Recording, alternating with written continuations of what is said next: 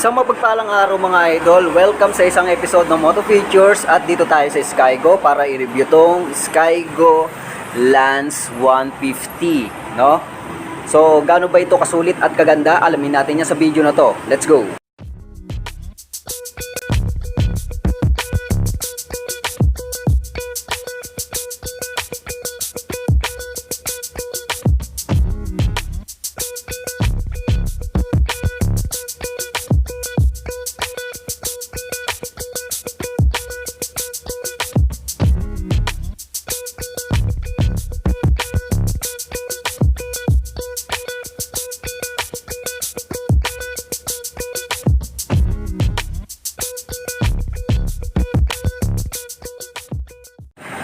At ito na nga si Lance 150 mga idol, napaka-solid at napakaganda, sophisticated ang pormahan, no? Pang Honda Click. Wow, Honda Click 160. So sa mga budgetarian na gusto ang 160 pormahan o click, ito ang bagay sa inyo, si Skygo, recommended sa inyo. Punta lang kayo sa Santa Cruz, Zambales branch, okay? So dito ay meron isang unit ng Lance 150. So ikutan natin ang motor na ito kung sulit nga ba ito, okay? So unahin natin sa harapan mga idol. So, yan, kitang-kita mga idol na very sophisticated, very sporty ang disenyo. So, makikita natin dito sa taas, meron po siyang logo na Skygo. Alright? Tapos, bandang ibabaw naman, yung kanyang kulay na metallic white, then black, then glossy siya lahat. Okay? Meron lang mga halo na, tawag dito mga matte black. Pero all in all, white po siya mga idol. So pagdating naman sa kanyang mga ilaw mga idol, makikita natin na meron po siyang daytime running light dito na LED. Tapos yung kanyang signal lights LED rin po mga gamit. Pagdating naman dito sa kanyang signal lights, twin LED, like Honda Click 160 yung pormahan niya rito. Okay? So headlight niya LED, tapos meron siyang daytime running light mga idol. Suspension sa unahan ay gumagamit ng telescopic fork. Disc brake with 2-pot caliper na may sukat na gulong na 100 by 80 at mags po ang ginamit niya. Tapos tubeless po ang gulong nito mga idol. Then pagdating naman sa kanyang likuran mga idol, unahin natin ang kanyang taillight. Okay, sporty look na rin mga idol, very sharp edges. Tapos gumagamit po siya ng LED mga idol. Yan. Tapos meron po siya dito na signal lights na may stem. Okay, medyo matigas nga lang to. So hindi siya flexible pero at least yung design niya is pang sporty. So LED ang gamit nito with 1, 2, 3, 4 LED stripe, okay? Tapos meron din siyang reflector, dagdag safe sa daan, tapos ito ang kanyang fender, tapos meron siyang plate light. Okay, sa suspension naman, gumagamit po ito ng single shock absorber. At ang kagandahan nito, disc brake na po ang likod niya mga idol, yung braking system niya with 1-pot caliper. Tapos mags din ang ginamit na may sukat na gulong na 120 by 70-14. So ang ganda nito, low profile po siya mga idol. Okay sa mga bangkingan. Right? So pagdating naman sa gilid naman nito, makikita natin na gumagamit siya ng liquid cooled. Ito yung kanyang radiator. So ang ganda nito sa 150cc, pang malayuan. Hindi agad-agad, iinit ang makina mo. So yan, pampalamig ng makina, liquid cooled. Tapos dito naman, ang kanyang muffler na may cover na napakaganda. Very solid na plastic na cover. Then pagdating naman dito sa kanyang muffler mismo, is meron siyang two-tone, which is ang kanyang silver and matte black, okay, with Skygo na naka-emboss. Ang ganda rin ng kanyang pillion footrest. So metal po ang gamit niya rito, wala po siyang rubber. So goods ka sa akin dito.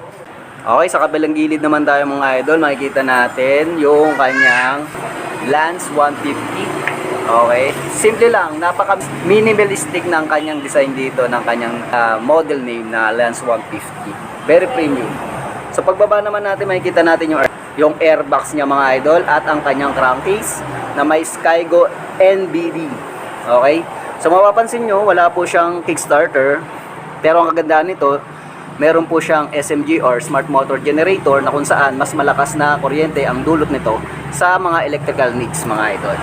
So ang kagandahan pa dito mga idol, for dagdag safety sa mga kupal na kamoting nagmamadaling magbaneho, is meron po siyang side stand kill switch na kung saan hindi ito aandar pag naka ganito. Pero pag nakatayo siya dyan, siyempre aandar ang makina. Okay, kill switch nga eh. Okay, angat naman tayo mga idol. Napansin ko lang mga idol, meron naman tayong pop-up na kulay na parang bronze, no? Tapos dito din sa gilid, meron siyang bronze. Okay? So, nakalimutan ko lang sabihin sa inyo. Sa kanyang panel, gumagamit po siya ng fully digital TFT. Okay? Napakaganda, solid. Then, meron po siyang button na select and menu. Ang kagandahan ng digital, syempre, mas marami kang information na makikita na makakatulong sa motor mo at para sa iyo rin, okay?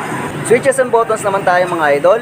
Unahin natin dito sa may kaliwa na mayroong high and low, busina, then turn lights. Tapos dito is mayroon siyang pass switch para kung sakaling ikaw ay magpapassing, ay ikaw ay may kasalubong na kupal, pwede mo siyang i-passing light, okay? Tapos dito naman sa kanan ay meron po siyang idling stop system button. So ang kagandahan nito, meron po siyang idling stop system. Mas eco-friendly mga idol. Then ito naman yung kanyang on and off ng headlight. So plus point dito kasi mas makakatipid ka sa baterya kasi meron kang on and off ng headlight. Tapos ito naman yung electric starter button. Well, pagdating naman sa kanyang controls mga idol, dito sa kanan meron lamang throttle control with brake lever sa unahan at hand grip with brake lever para sa likuran.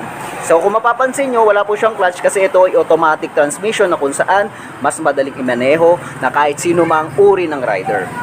Okay, baba naman tayo. May convenient features. Okay, meron siyang convenient features na pocket, dalawa mga idol. Isang merong takip, isang wala. Pero same size mga idol. Ito malalim mga idol.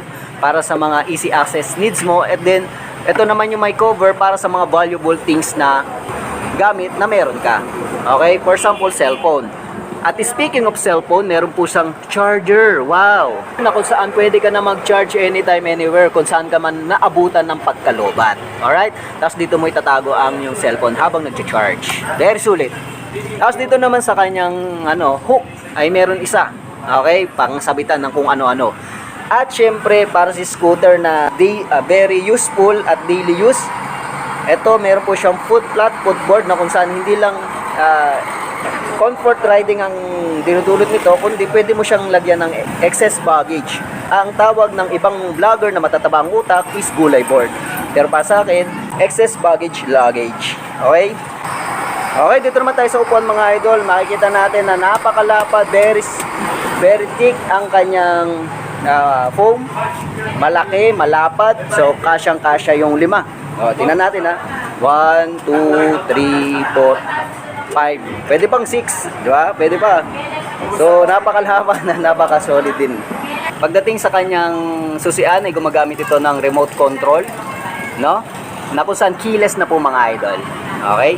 So, meron po siyang seat opener, push, then, ito, seat nga. Ayan. So, meron rin siyang anti-theft and answer back system to mga idol. So, very safe sa mga masisibag nating mga magnanakaw dyan. Okay? So, yan, very safe dyan.